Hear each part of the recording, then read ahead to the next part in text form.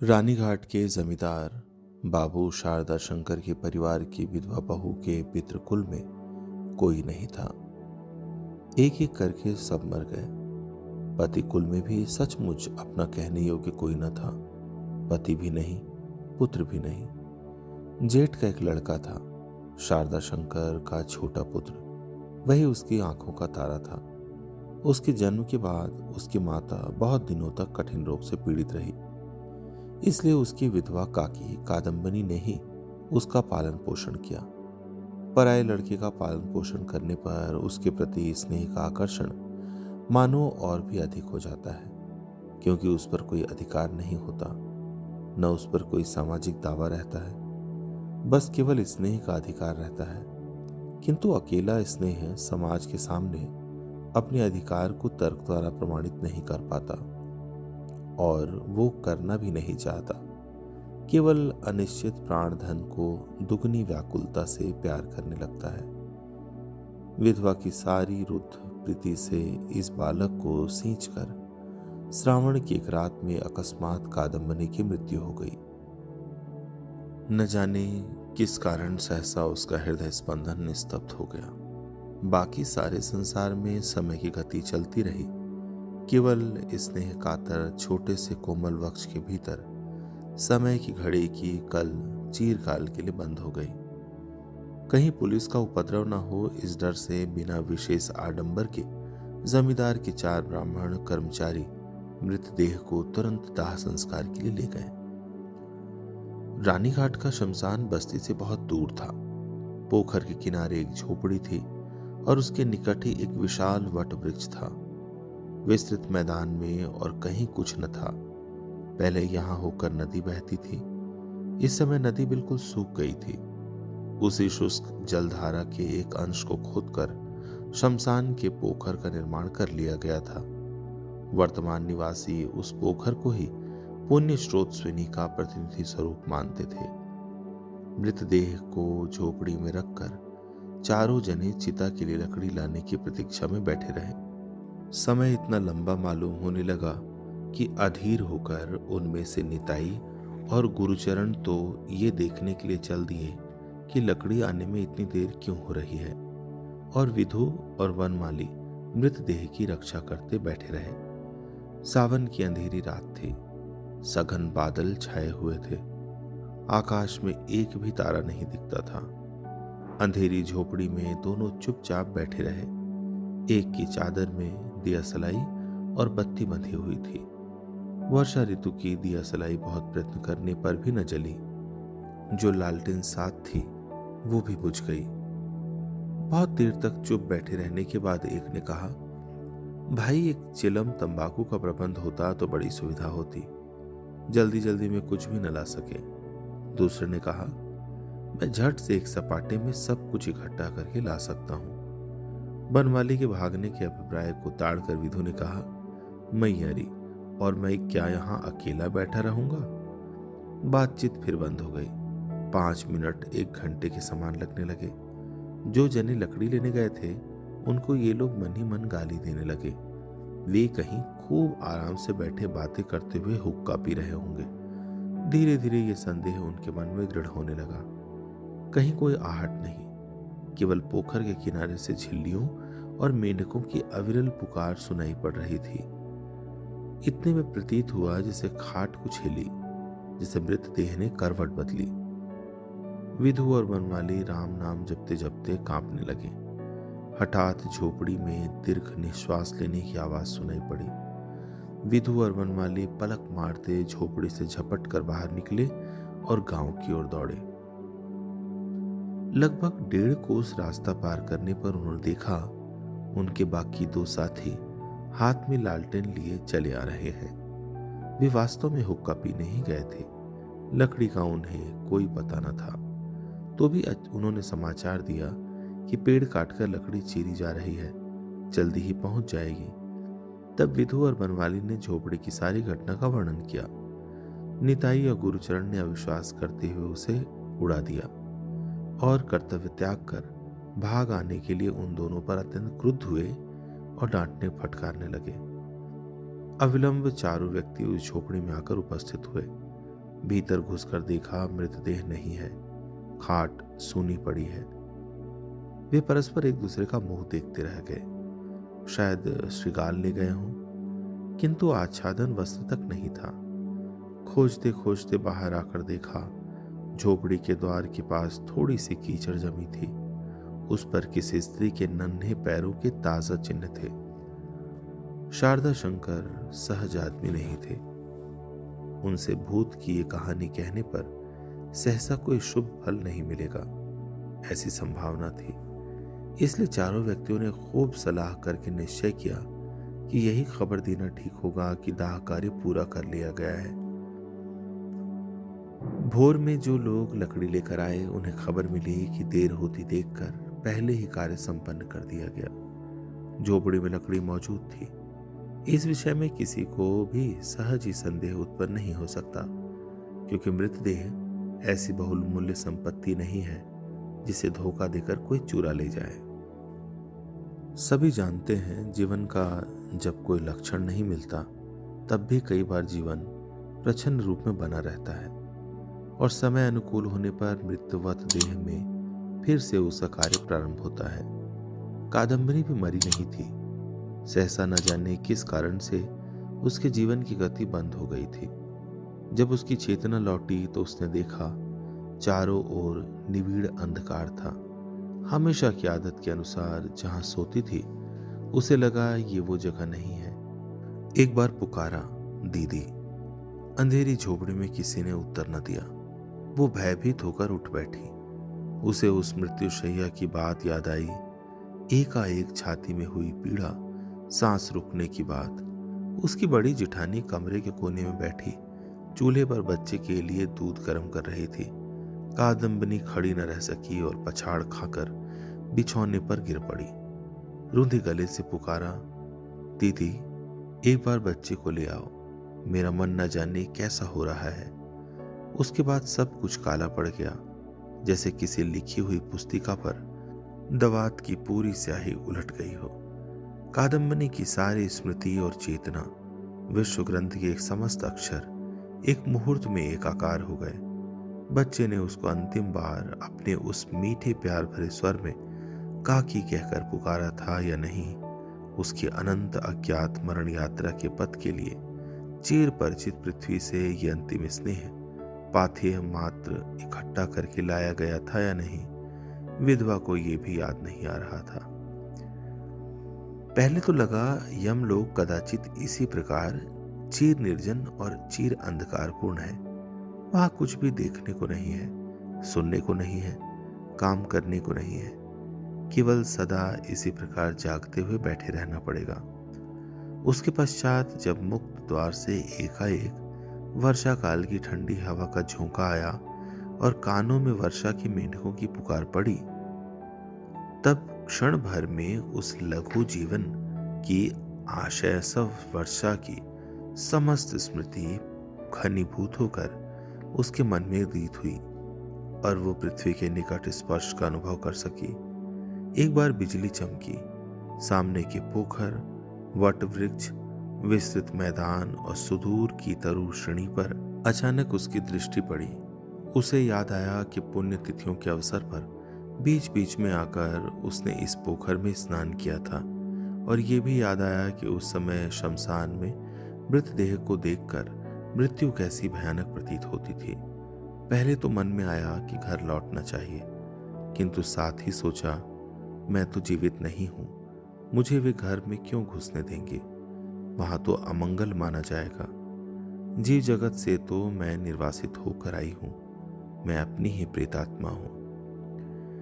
यदि ये सही नहीं है तो इस अर्धरात्रि में शारदा शंकर की सुरक्षित अंतःपुर से इस दुर्गम शमशान में आई कैसे? यदि उसकी अंत्येष्टि क्रिया अभी समाप्त नहीं हुई है तो दाह क्रिया करने वाले आदमी कहाँ गए? उसे शारदा शंकर के आलोकित घर में अपनी मृत्यु के अंतिम क्षण याद आए और उसके बाद ही बहुत सुदूरवर्ती जन शून्य अंधेरे शमशान में अपने को अकेली देखकर उसने अनुभव किया, मैं इस पृथ्वी के जन समाज की अब कोई नहीं, मैं अति भीषण अकल्याणकारी, मैं अपनी ही प्रेतात्मा हूं। मन में ये बात आते ही लगा जैसे उसके चारों ओर से विश्व नियमों के समस्त बंधन टूट गए हैं, जैसे उसमें अद्भुत शक्ति हो, उसे असीम स्वाधीनता हो। वो जहां चाहे जा सकती है, जो चाहे कर सकती है। इस अभूतपूर्व नूतन विचार के आविर्भाव से वो उन्मत्त की भांति प्रबल वायु के झोंके के समान झोपड़ी से बाहर निकलकर अंधकारपूर्ण शमशान को रौंदती हुई चल पड़ी। मन में लज्जा, भय, चिंता का लेश मात्र न रहा। चलते चलते पैर थकने लग गए, देह दुर्बल लगने लगी। एक मैदान पार करते न करते दूसरा आ जाता था।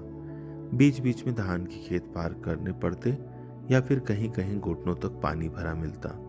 जब भोर का प्रकाश कुछ कुछ दिखाई देने लगा, तब जाकर थोड़ी दूर पर बस्ती के बांस के झाड़ों से दो एक पक्षियों की चहचहाहट सुनाई पड़ी। तब उसे न जाने कैसा भय लगने लगा। जगत और जीते जागते लोगों के साथ इस समय उसका कैसा नया संपर्क स्थापित हो गया था, ये वो तनिक भी नहीं जानती थी। जब तक मैदान में थी, शमशान में थी, श्रावण रजनी के अंधेरे में थी, तब तक वो जैसे निर्भय थी जिसे अपने राज्य में थी।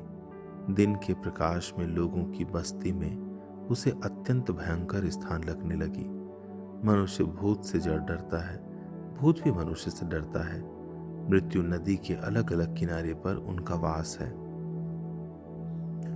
कपड़ों में कीचड़ लपेटे, अद्भुत भावों में डूबी और रात्रि जागरण के कारण पागल के समान कादम्बिनी के चेहरे की जो दशा हो गई थी, उसे देखकर यह संभव था कि लोग डर जाते और लड़के शायद दूर भागकर उस पर ढेले फेंकने लगते। सौभाग्य से उसे सबसे पहले इस अवस्था में एक सज्जन पथिक ने देखा। उसने आकर कहा, बेटी तुम भले परिवार की वधू लगती हो, तुम भला इस अवस्था में अकेली कहाँ जा रही हो? पहले तो कादम्बरी कोई उत्तर न देकर ताकती रह गई। सहसा कुछ भी न सोच पाई। वो संसार में है, वो भद्र कुलवधू जैसी दिखती है।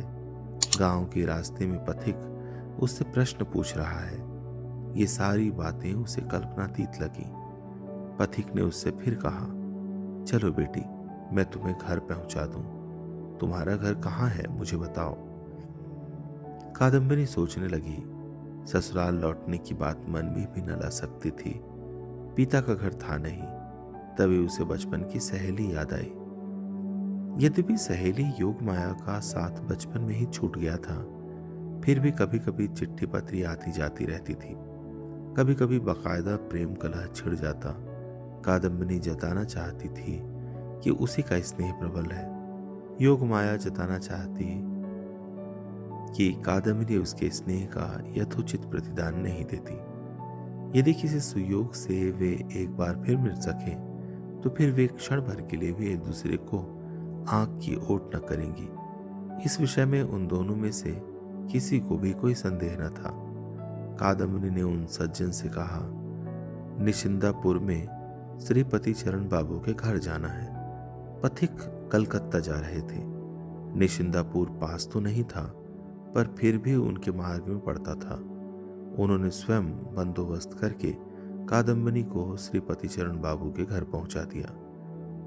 दोनों सखियों का मिलन हुआ। पहले पहचानने में कुछ देर हुई, फिर दोनों के नेत्रों के सामने बचपन का चित्र धीरे धीरे प्रकट हो गया। योगमाया ने कहा, वाह वाह, मेरा भाग्य कितना अच्छा है, फिर से तुम्हारे दर्शन कर सकूंगी।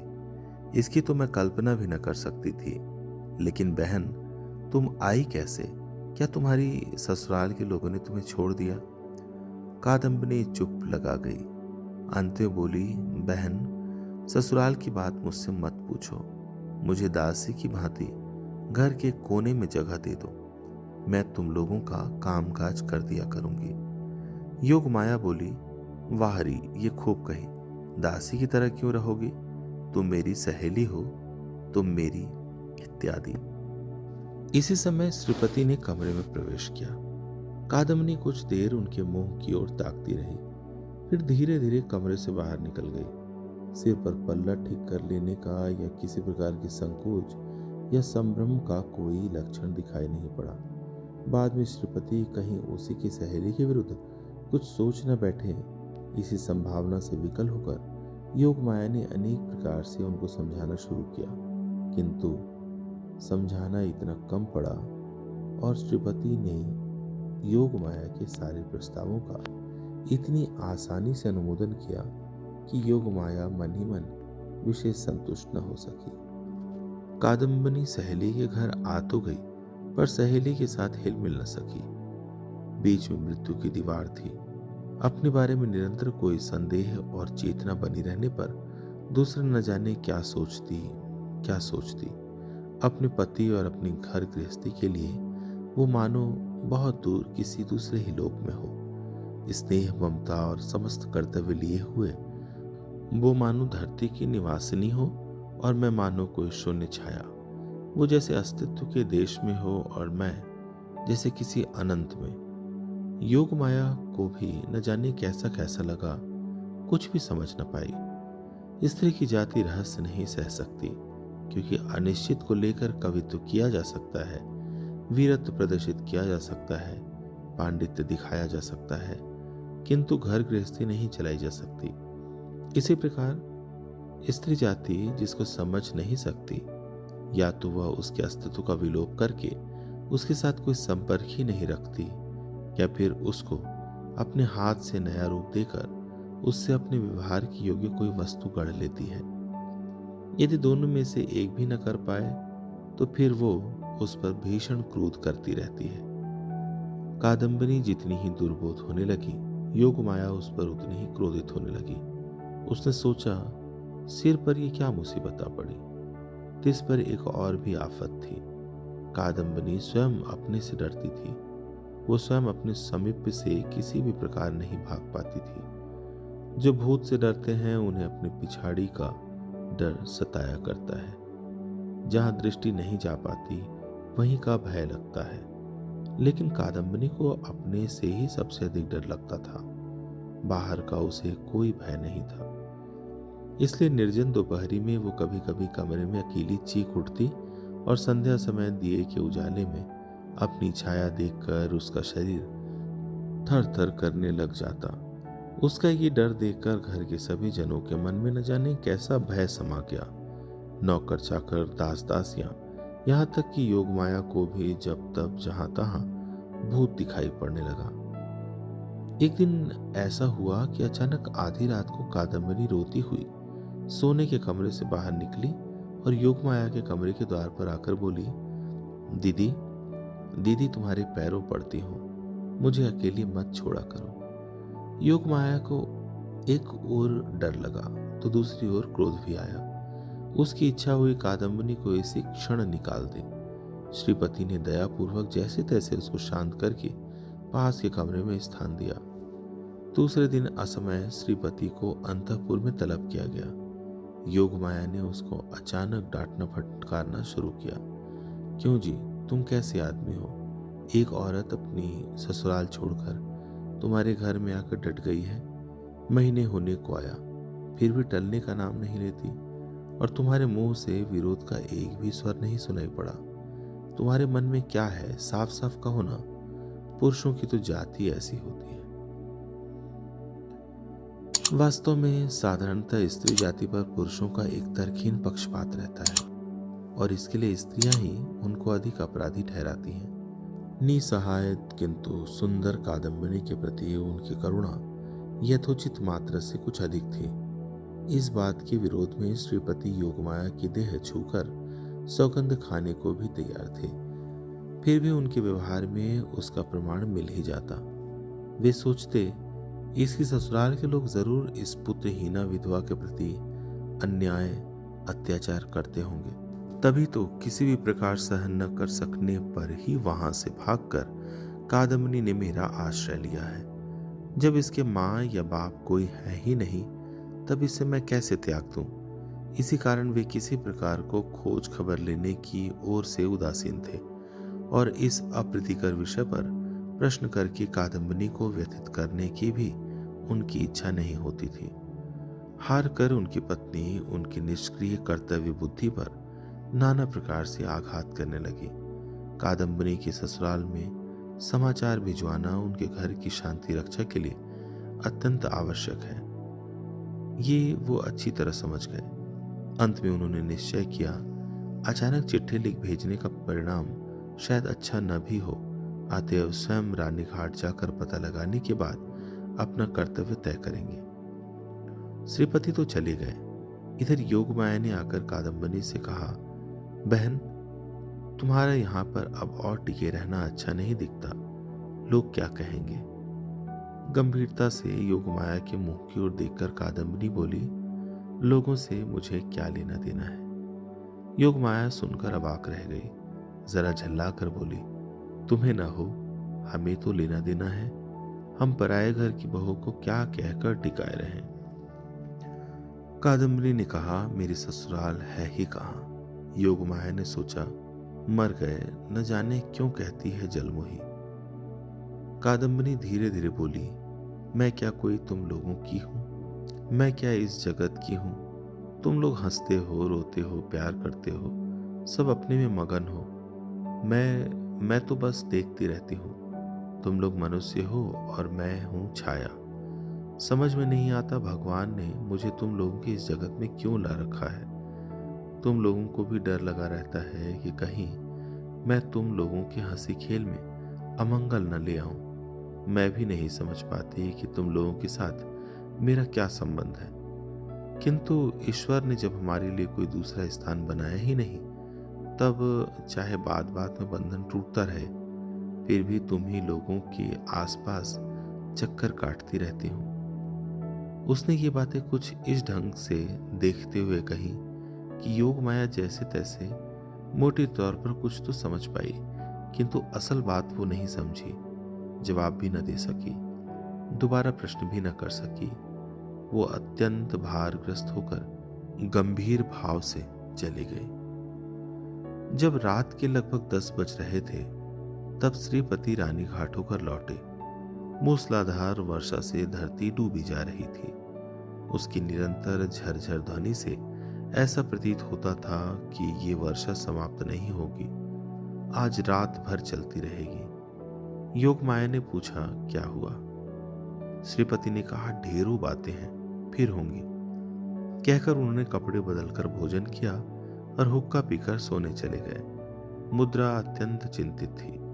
योगमाया बहुत देर से कौतूहल दबाए थी। बिस्तर पर पहुंचते ही उसने पूछा, क्या सुनाए, बताओ। श्रीपति ने कहा, तुमने जरूर कोई भूल की है। सुनते ही योगमाया मन ही मन कुछ नाराज हुई। औरतें कभी भूल नहीं करती, यदि करें भी तो किसी बुद्धिमान पुरुष के लिए उसका उल्लेख करना उचित नहीं है। उसे अपने ही सिर पर ले लेना बुद्धिमानी है। योगमाया ने थोड़ा गर्म होकर कहा, कैसी, सुनो तो। श्रीपति ने कहा, तुमने जिस स्त्री को अपने घर में स्थान दिया है, वो तुम्हारी सखी कादम्बनी नहीं है। ऐसी बात सुनकर सहज ही क्रोध आ सकता है, विशेष रूप से अपने पति के मुंह से सुनने पर तो कहना ही क्या। योगमाया ने कहा, अपनी सहेली को मैं नहीं पहचानती। तुमसे पहचान करवा लेनी होगी। खूब कही। श्रीपति ने समझाया, यहां बात की खूबी को लेकर किसी प्रकार का तर्क नहीं हो रहा है, प्रमाण देखना होगा। योगमाया की सहेली कादम्बनी मर गई है, इसमें कोई संदेह नहीं। योगमाया ने कहा, लो और सुनो, तुम जरूर कोई गड़बड़ कराए हो। न जाने कहां के कहां पहुंचे और क्या का क्या सुनाए। भला कोई ठिकाना है? तुम्हें खुद वहां जाने के लिए किसने कहा था? एक चिट्ठी लिख देते, सब बात साफ हो जाती। अपनी कर्म कुशलता के प्रति स्त्री के ऐसे विश्वास भाव से श्रीपति अत्यंत खिन्न होकर विस्तार पूर्वक सब प्रमाणों का उल्लेख करने लगे, किंतु कोई फल न हुआ। उभय पक्ष के हाँ ना करते करते आधी रात हो गई। यद्यपि कादम्बनी को उसी क्षण घर से बाहर निकाल देने के विषय में पति पत्नी किसी में मतभेद न था, क्योंकि श्रीपति का विश्वास था कि उनके अतिथि ने छद्म परिचय देकर उनकी स्त्री को इतने दिन तक धोखा दिया है, और योगमाया का विश्वास था कि वो कुल त्यागनी है। तथापि प्रस्तुत तर्क के संबंध में दोनों में से कोई भी हार मानने को तैयार न था। धीरे धीरे दोनों की आवाज चढ़ने लगी। वे भूल गए कि बगल के ही कमरे में कादम्बरी सो रही है। एक ने कहा, अच्छी आफत में पड़ गए हैं, मैं अपने कानों से सुनाया हूं। दूसरे ने दृढ़ स्वर में कहा, तो क्या तुम्हारे कहने से ही मान लूं? मैं अपनी आंखों देख रही हूं। अंत में योगमाया ने पूछा, अच्छा कादम्बरी कब मरी थी, बताओ तो। उसने सोचा कि कादम्बरी की किसी चिट्ठी की तारीख से इस बात का विरोध दिखाकर श्रीपति के भ्रम को प्रमाणित कर देगी। श्रीपति ने जिस तारीख की बात कही, दोनों ने हिसाब करके देखा कि वो तारीख जिस दिन संध्या समय कादम्बरी उनके घर आई थी, ठीक उसके पहले दिन पड़ती थी। सुनते ही योगमाया का हृदय सहसा कांप उठा। श्रीपति को भी न जाने कैसा लगने लगा। इतने में उनके कमरे का द्वार खुला और चौमासे की हवा के एक झोंके से दिया भक से बुझ गया। पलक मारते ही बाहर का अंधेरा ऊपर से नीचे तक सारे कमरे में भर गया। कादम्बरी एकाएक कमरे के भीतर आ खड़ी हुई। उस समय 2:30 पहर रात बीत चुकी थी। बाहर लगातार वर्षा हो रही थी। कादम्बरी ने कहा, बहन, मैं तुम्हारी वही कादम्बरी हूं, किंतु अब मैं जीवित नहीं हूं, मैं मर चुकी हूं। योगमाया भय से चीख पड़ी। श्रीपति की बोलती बंद हो गई। लेकिन मैंने मरने के अलावा तुम लोगों की दृष्टि में और क्या अपराध किया है?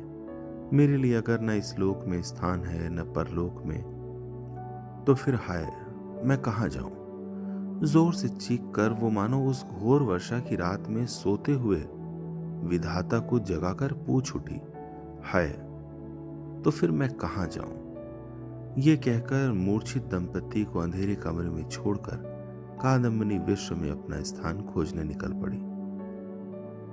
कादम्बरी किस प्रकार वापस रानीहाट पहुंची, ये कहना कठिन है, किंतु पहले पहल वो किसी को भी दिखाई न पड़ी। उसने दिन भर बिना खाए पिए एक टूटे मंदिर के खंडर में बिताया। वर्षा ऋतु की अकाल संध्या जब अत्यंत सघन हो गई और आसन्न दुर्योग की आशंका से गांव के लोगों ने घबरा कर अपने अपने घरों की शरण ली, तब कादम्बरी बाहर निकली। ससुराल के दरवाजे पर पहुंचकर एक बार तो उसका हृदय कांप उठा, लेकिन जब वो लंबा घूंघट निकालकर भीतर जाने लगी तो उसको दासी समझकर दरबानों ने कोई रोक टोक न की। तभी बड़े जोर की वर्षा होने लगी और हवा भी तेजी से चलने लगी। उस समय घर की मालकिन शारदा शंकर की स्त्री अपनी विधवा ननद के साथ ताश खेल रही थी। नौकरानी रसोई घर में थी और बीमार मुन्ना ज्वर उतर जाने पर सोनी के कमरे में बिछौने पर सो रहा था। कादम्बरी सबकी आंख बचाकर उसी कमरे में प्रविष्ट हुई। वो क्या सोचकर ससुराल आई थी पता नहीं। वो स्वयं भी नहीं जानती थी। बस इतना जानती थी कि एक बार आकर मुन्ने को एक नजर देख लेने की इच्छा थी। उसके बाद कहाँ जाएगी, क्या होगा, ये तो उसने सोचा ही न था। दिए के उजाले में उसने देखा रुग्ण क्षीणकाय मुन्ना मुट्ठी बांधे सोया है। देखते ही उसका उत्तप्त हृदय मानो त्रिशातूर हो उठा। उसकी सारी बलाएं लेकर उसको एक बार छाती से लगाए बिना क्या रहा जा सकता है। और फिर उसे याद आया, मैं रही नहीं, अब इसको देखने वाला कौन है? इसकी माँ को संगत अच्छी नहीं लगती, गपशप अच्छी लगती है, खेल तमाशा अच्छा लगता है। इतने दिन तक इसका भार मुझे सौंप कर वे निश्चिंत थी। लड़के के पालन पोषण का कोई झंझट उन्हें नहीं उठाना पड़ा। आज कौन इसकी उस प्रकार देखभाल करेगा? तभी मुन्ना अचानक करवट बदलकर अर्धनिद्रित अवस्था में बोल पड़ा, काकी, पानी दो। हाय, मैं वारी, मेरे लाल, अपनी काकी को तू अब भी नहीं भूला? झटपट सुराही से पानी लेकर मुन्ने को छाती से चिपटाकर कादम्बरी ने उसे पानी पिलाया। जब तक वो नींद के झोंके में रहा, अपनी आदत के अनुसार काकी के हाथ से पानी पीने में मुन्ना को कोई आश्चर्य न हुआ। अंत में कादम्बरी ने जब अपनी बहुत दिनों की आकांक्षा पूरी करने के लिए उसका मुंह चूमकर उसे फिर लिटा दिया, तो उसकी नींद खुल गई और उसने काकी से लिपट कर पूछा, काकी, तू मर गई थी? काकी बोली, हाँ बेटा। तो फिर मुन्ने के पास लौट आई है, अब तो नहीं मरेगी? उसका उत्तर देने के पहले ही हल्ला मच गया। नौकरानी कटोरी में साबूदाना लिए कमरे में घुसी थी। अकस्मात कटोरी फेंककर मैयारी पुकारती हुई वो पछाड़ खाकर गिर पड़ी। उसकी चीख सुनकर मालकिन ताश फेंककर दौड़ी हुई आई। कमरे में घुसते ही उन्हें मानो काट मार गया हो। न तो भाग ही सकी, न मुंह से एक भी बात निकली। ये सब बातें देखकर मुन्ने के मन में ये भय का संचार होने लगा। वो रोते रोते बोला, काकी तू जा। बहुत दिनों बाद आज कादम्बनी को अनुभव हुआ कि वो मरी नहीं है। वही पुराना घर द्वार, वही सब कुछ, वही मुन्ना, वही स्नेह उसके लिए ज्यों के त्यों जीवित है। बीच में कोई विच्छेद, कोई व्यवधान उत्पन्न नहीं हुआ। सहेली के घर जाकर उसे अनुभव हुआ था कि बाल्यकाल की वो सखी मर चुकी है, पर मुन्ने के कमरे में आकर उसने अनुभव किया कि मुन्ने की काकी तनिक भी नहीं मरी है। उसने विकल होकर कहा, दीदी मुझे देखकर तुम लोग डर क्यों रही हो? ये देखो, मैं तो आज भी उसी तरह तुम्हारी हूं। मालकिन ज्यादा देर तक खड़ी न रह सकी, मूर्छित होकर गिर पड़ी। बहन से समाचार पाकर शारदा शंकर बाबू स्वयं अंतःपुर में आकर उपस्थित हुए। हाथ जोड़कर उन्होंने कादम्बनी से कहा, छोटी बहू, ये क्या तुम्हारे लिए उचित है? सतीश मेरे कुल का इकलौता लड़का है, उसको तुम नजर क्यों लगा रही हो? हम क्या कोई पराये हैं? तुम्हारे जाने के बाद से वो दिनों दिन सूखता जा रहा है। बीमारी जाने का नाम नहीं लेती, बस रात दिन काकी काकी रटता रहता है। तुमने जब संसार से विदा ले ही ली है तो अब ये माया बंधन भी तोड़ डालो। हम तुम्हारा यथोचित संस्कार करेंगे। कादम्बनी अब और अधिक ना सह सकी, जोर से बोली, अरे मैं मरी नहीं हूं, मरी नहीं हूं। मैं तुम लोगों को कैसे समझाऊं मैं मरी नहीं हूं? ये देखो मैं जीवित हूं। ये कहकर वो धरती पर पड़ी कांसे की कटोरी उठाकर माथे पर मारने लगी। माथे से रक्त फूटकर बहने लगा। तब वो बोली, ये देखो मैं जीवित हूं। शारदा शंकर मूर्तिवत खड़े रहे। मुन्ना डर के मारे पिता को पुकारने लगा। दोनों मूर्छित स्त्रियां जमीन पर पड़ी रहीं। तब कादम्बनी ने कहा, अरे मैं मरी नहीं हूं रे, नहीं मरी रे, नहीं मरी। चीखती हुई कमरे से बाहर निकलकर सीढ़ियों से उतरती हुई अंतःपुर की पुष्पकरणी में कूद पड़ी। ऊपर के कमरे से शारदा शंकर ने छपाक की आवाज सुनी। सारी रात वर्षा होती रही। अगले दिन सवेरे भी वर्षा होती रही। दोपहर को भी वर्षा रुकने के कोई आसार नहीं दिखाई दिए। कादम्बनी ने मरकर प्रमाणित किया कि वो मरी नहीं थी। आप सुन रहे थे रविंद्रनाथ टैगोर की कहानी जीवित और मृत।